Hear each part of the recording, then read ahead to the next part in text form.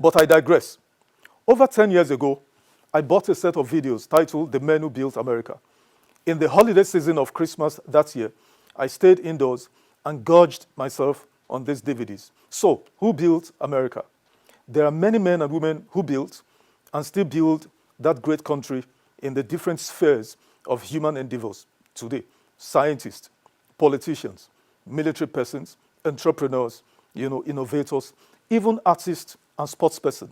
But besides the founding fathers of America, the men who laid the superstructure of America's preeminent economic growth and development are Mr. Cornelius Vanderbilt, pioneer shipping and railways magnate; Mr. Henry Ford, automobile manufacturer, the Ford car. Now, Mr. Andrew Carnegie, Carnegie Steel, pioneered steel manufacturing in America. Mr. John D. Rockefeller, oil and gas explorationist, founded the Standard Oil Company, the biggest in the world. Now, finally, Mr. J.P. Morgan, banking guru, financial services, Now, these were the pioneers of global business enterprises. They pioneered entirely new markets and industries. They blazed the trail. They charted unknown territories. They laid the groundwork and designed the economic blueprint that has lasted for centuries and even until now. These are the precursors of the current era of businessmen and techpreneurs, like we have Bill Gates, Mr. Steve Jobs, Jeff Bezos, Mark Zuckerberg, and the list goes on. These men were consequential in their eras and still are today. In one form or the other, what they built still exists, thrives, and endures. Ford Motors is still here. ExxonMobil, British Petroleum Oil, and Chevron are still here. These are offshoots. When Standard Oil was broken into pieces because of monopolistic antitrust laws and all of that, it was broken into these different corporations, and they're still here. J.P. Morgan Chase is the new version of the old J.P. Morgan. And then, of course, U.S. Steel, was the old Carnegie Steel. And the list goes on. Now, while America dominates the global economy with a GDP total of about 28 trillion US dollars, it is due essentially or primarily to the contributions of private entrepreneurs. For instance, J.P. Morgan Chase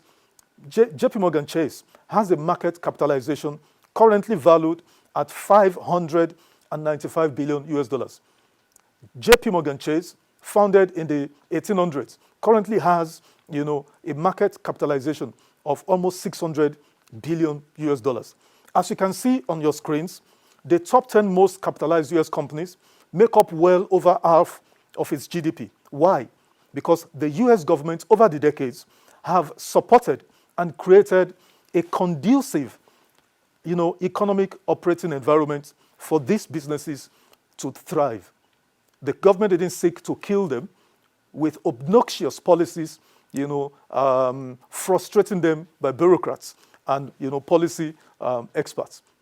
Rather, they did the opposite, support them, give them incentives, as they required. And I'll give an example. Recently in America, the current president of the United States, Joe Biden, upon passing the CHIPS Act, gave Intel, the leading U.S. microchips manufacturer, $8.5 billion US dollars.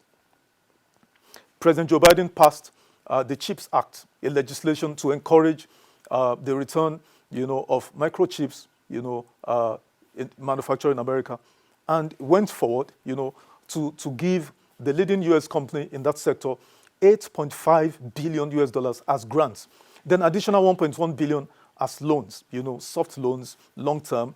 Now, in addition, this loan could actually potentially rise to $11 billion US dollars. Why did the American president do this? To return chips manufacturing to America and give America an edge over its Chinese rivals. That is what smart governments do for their entrepreneurs. Now, I'll take this short break, and when I